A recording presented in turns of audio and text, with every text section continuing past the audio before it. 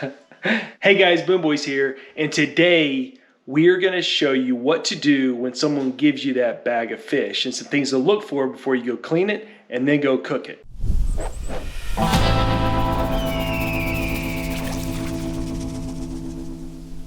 So here we have some fish that we just took out of the bag. Now here are 4 things to look for whenever they give you that bag of fish, okay? The first thing what you want to look for is freezer burn. So if you notice on this fish right here, see how it's discolored and it's kind of got this white mark right there?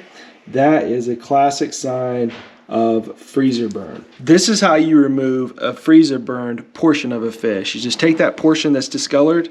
You don't have to cut the entire portion off, just that portion right there. As you can see, there's the white spot and there's the pink. We're good to go. The second thing, look for fat on the fish. The fat on the fish usually lies on the belly of the fish down here.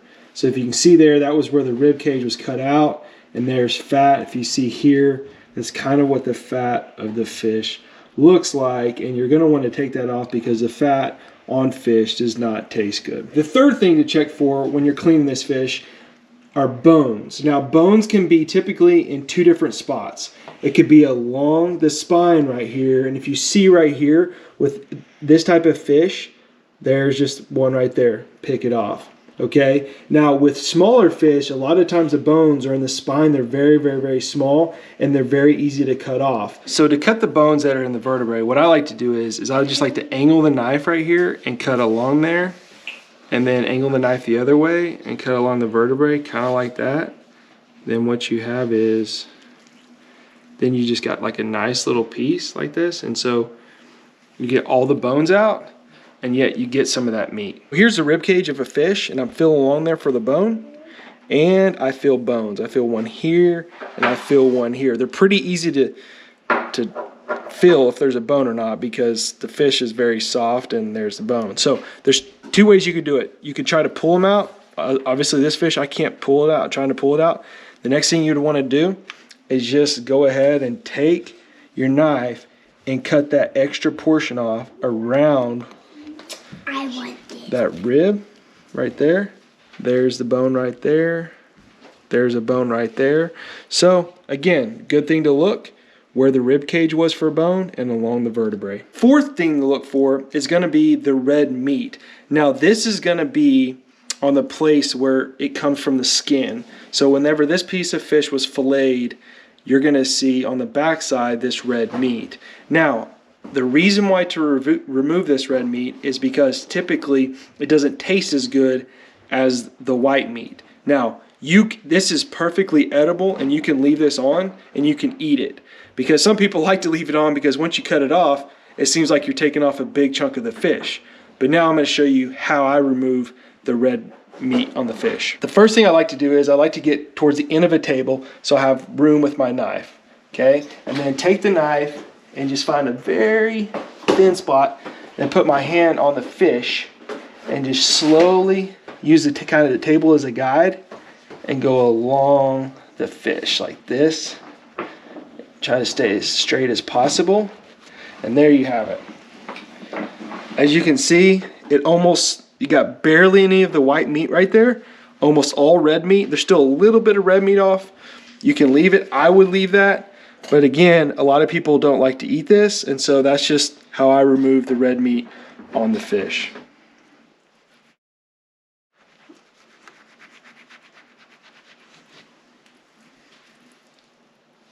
The last thing you want to do before cooking your fish is just make sure it's dried off. Because a lot of times when someone gives you that bag of fish, it's frozen in water to keep it from being freezer burned.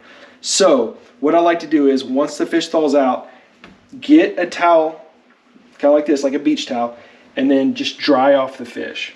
Okay? What this does is it takes away a lot of the fishy water that's on top of the fish, and the fish is going to taste much, much better if you get all the moisture off the fish. We're going to take this, we're going to go to the farm, and we're going to cook this over an open fire, and it's going to be amazing.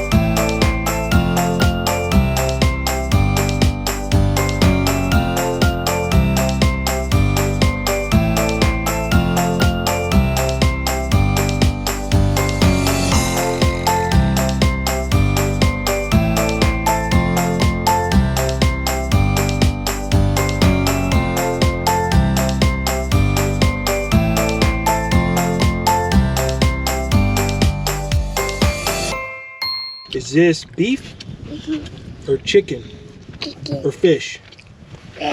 Which one? Fish. All right, guys, hope you enjoyed this video. We're gonna finish up cooking the rest of the fish. Well, sorry about that, guys. Our camera died out there on the farm tonight, but we sure hope these tips helped you out. If they did, please subscribe to the Boom Boys, like our videos, and we'll see you next time. Right? Right. Right? Yeah, right. All right. See ya.